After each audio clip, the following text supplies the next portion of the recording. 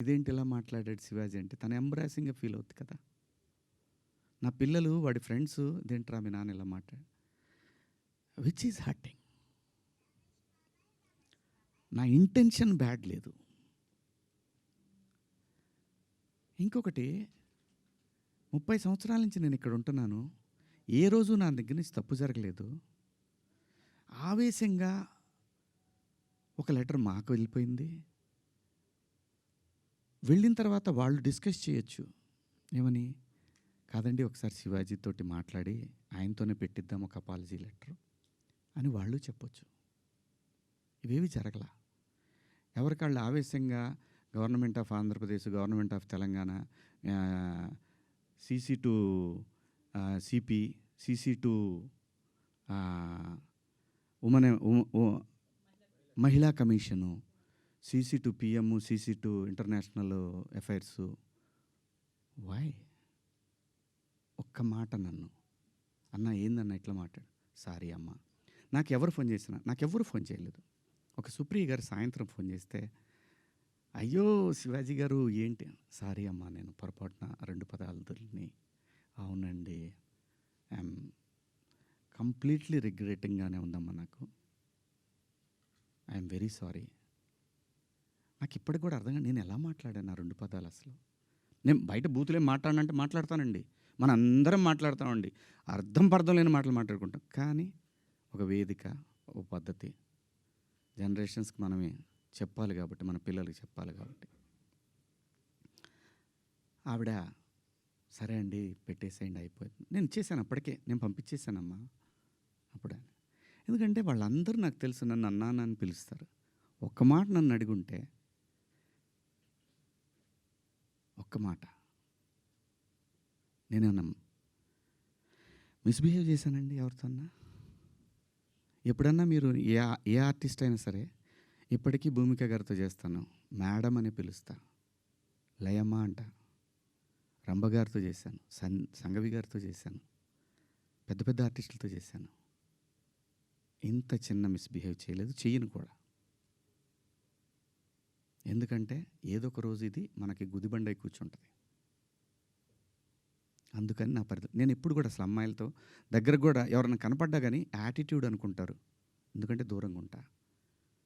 ఏమో ఏ దరిద్రం ఎలా మనం నెత్తికెక్కించుకోవాల్సి వస్తుందో, వాళ్ళు ఎక్కడ బాస్ ఫాలో అవుతారో పిల్లల్ని. అది నా క్యారెక్టర్.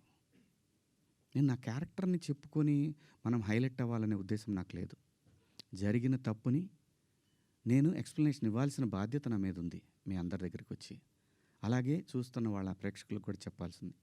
కానీ నిన్న మీరందరూ పెట్టారు, మీరందరూ లైవ్లు పెట్టారు, ప్రజల స్పందన మీరు చూశారు. అంతమాత్రం చేత నాకు సపోర్ట్ ఉంది నేను చెప్పట్లేదు. ఉన్నా సరే నేను మాట్లాడిన తప్పు ఇది చాలా దూరం క్యారీ ఫార్వర్డ్ చేస్తాం. ఇంకో హీరోని అడుగుతారు, ఇలా అన్నాడు శివాజీ, క్షమాపణ చెప్పాడు కదయ్యా అని అంటారు. ఇది వెళుతూనే ఉంటుంది నిరంతరం, కొన్నాళ్ళు ఇంతకన్నా పెద్ద ఇష్యూ వచ్చే వరకు కదా. అలాగే ఒకవేళ ఆ లూలు మాల్లో నిధి అగర్వాల్ పాపం ఆ పిల్ల బట్టలు ఏదన్నా ఒకటి జారితే ఆ అమ్మాయి జీవితకాలం ఆ వీడియోలు ఉంటాయి కదండి, తీమన్నా తీస్తారండి ఎవరన్నా? నన్ను చాలా ప్రొవోక్ చేసింది ఆ ఒక్క సిచ్యువేషనే. నేను మా సమంత గారిది నేను చూడలేదు, అయ్యింది అని అన్నారు. నేను అంటాను మీరంతా ఇప్పుడు నేను చెప్పిన మాట ఏంటి, అమ్మా మనకెందుకు ఈ దరిద్రం? ఇట్లా జనంలోకి వెళ్ళినప్పుడు కాస్త మంచి బట్టలు మీరు ఏమన్నా వేసుకోండి, చీరలు కట్టుకుంటారు. ఇప్పుడు మీరు వచ్చారమ్మా, చక్కగా నిండుగా వచ్చారు. ఎందుకు వస్తారు? మనకంటూ మనం ఒక చోటుకి వెళ్ళినప్పుడు మనకే ప్రమాదం లేకుండా మనల్ని ఎవడో విమర్శించకుండా బయటపడాలి అనేది ఉద్దేశం. అది నా ఇంటెన్షన్. శిక్ష వేసేవాడు కూడా ఫస్ట్ ఇంటెన్షన్ చూస్తాడు. ఇది ఏ ఇంటెన్షన్తో మాట్లాడాడు? జడ్జి అయినా, ఈవెన్ కేసు తీసుకునే ఎస్ఐ అయినా ఉమెన్ కమిషన్ దాకా పోవాలన్నా ఇది ఈ 2 పదాలు. నాకంటే పెద్ద పదాలు ఎవరు వాడలేదా ఈ పరిశ్రమలో? నాన్నే ఎందుకు మీరు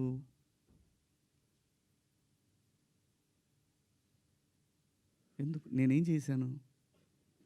అమరావతి రైతులు ఆడవాళ్ళ మీద బూటుకాలేసి తొక్కినప్పుడు నేను మాట్లాడా. నేను నిలబడ్డా. ఎన్నో సందర్భాల్లో నిలబడ్డా. జంజీ కోసం ఫైట్ చేశాను నేను. రాబోయే తరాలైరా ఇవన్నీ. మీరు తినేస్తారేంట్రా అని అడిగాను నాయకుల్ని.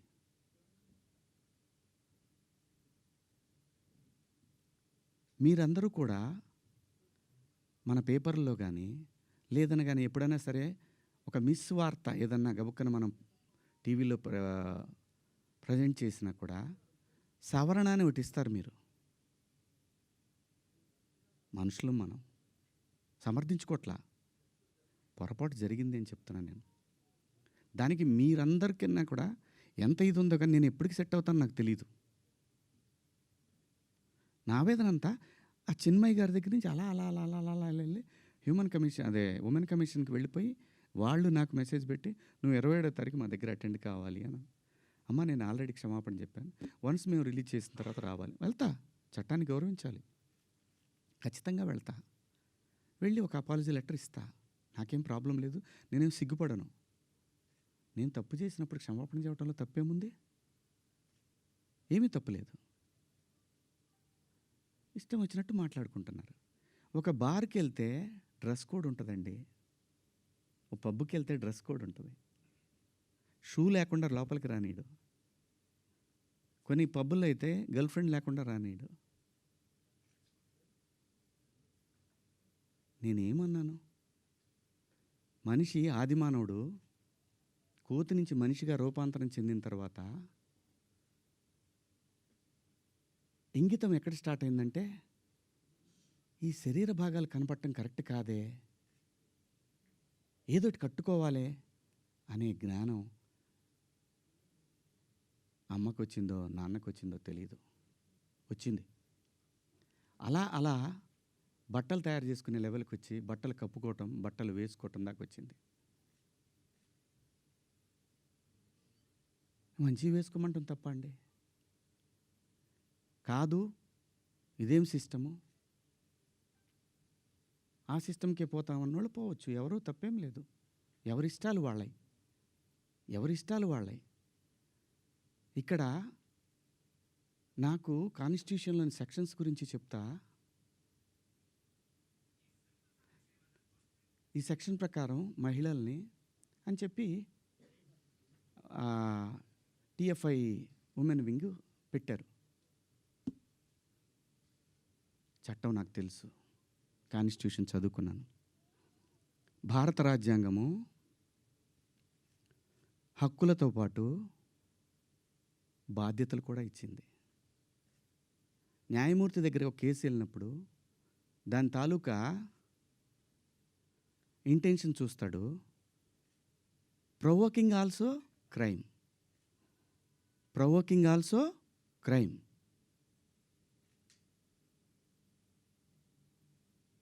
చాలామంది పెద్దవాళ్ళు మన సీనియర్ సిటిజన్స్ అందరూ కూడా ఎందుకు అలా మాట్లాడతారు అంటే నెక్స్ట్ జనరేషన్కి వాళ్ళ సంస్కృతిని క్యారీ ఫార్వర్డ్ చేసి వెళ్తున్నారు. వేసుకుంటారా వేసుకోరా మీ ఇష్టం అమ్మ. నేనెవరిని చెప్పటానికి? అలా పోయినప్పుడు ఆ పిల్ల ఇబ్బంది పడితే అది చూసి తట్టుకోలేక మాట్లాడానే తప్ప ఎవరే బట్టలు వేసుకుంటే నాకేంటండి? పోనీ మీరు ఎవరన్నా ఆ పిల్లకి అండగా నిలబడ్డారమ్మా? ఒక్కళ్ళన్నా నిలబడ్డారండి? ఇది తప్పు, ఇంతమంది ఒక ఆడపిల్ల మీద దాడి చేయటం అని మాట్లాడారా? ఆ బిడ్డ కోసమే నేను మాట్లాడాను.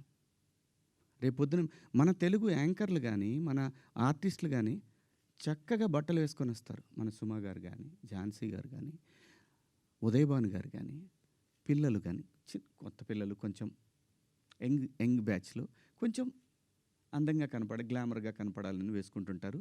దానికి నెటిజన్స్ నుంచి వచ్చే సజెషన్స్ తోటి వాళ్ళు మార్చుకుంటారు. ఆ అమ్మాయి బయట నుంచి వచ్చిన అమ్మాయి. మనకి రెస్పాన్సిబిలిటీస్ కూడా ఉంటాయి కదా. నేనెవరిని హక్కుల్ని హరించడానికి? నేను ఎవరిని అనలేదే పలానా వాళ్ళ పేరు పెట్టి. బలైంది ఎవరు? ఇప్పుడు ప్రజల చేతిలో బలైంది ఎవరు? నాకేంటమ్మా? నాకేంటి అనసూయ గారు? మిమ్మల్ని ఎందుకంటాను నేను? అసలు మీరెందుకొచ్చారు దీంట్లోకి? నేను మిమ్మల్ని ఏమన్నా అన్నానండి? నేనన్నాను, అమ్మా బయట నుంచి వచ్చిన హీరోయిన్లు గాని, మన హీరోయిన్‌లు ఎగ్జాక్ట్ వర్డ్స్, హీరోయిన్‌లు కాస్త ఫంక్షన్‌లకెళ్ళేటప్పుడు కొంచెం మంచి బట్టలేసుకొని వెళ్ళడమ్మా. మనకెందుకు ఈ దరిద్రం బయట? వాళ్ళందరూ ఎగబడతారు. నిన్న మనం అక్కడ చూసాం గదా! మనం కొత్తగా చూపించేదేదైనా తర్వాత ఒక పదం వాడాను. Which is ridiculous. నాకు వాడకూడదు ఆ పదం. నాకిప్పటికి కూడా అది ఎన్నాళ్ళు హాంట్ చేస్తో తెలీదు. నేనా ఈ పదం వాడింది అని. ఓకే. నేను మనిషినే. నాకు కర్మలుంటాయి. పొరపాటు జరిగింది. నేనేం నే నా బాధంతా ఏంటంటే, నా వైఫు, నా పిల్లలతోటి కరెక్ట్‌గా మాట్లాడలేకపోతున్నాను నేను. అది నా నా మిస్ వాళ్ళు నన్ను కన్సోల్ చేస్తున్నారు. వెళ్ళండి అని అంటున్నారు. అంటే ఎవరికో అయిందని గాదు. శివాజీ ఇలా ఇలా మాట్లాడ్డే అని ఆ వైఫ్‌ని ఎవరన్నా అడుగుతారేమో అనే బాధ తప్ప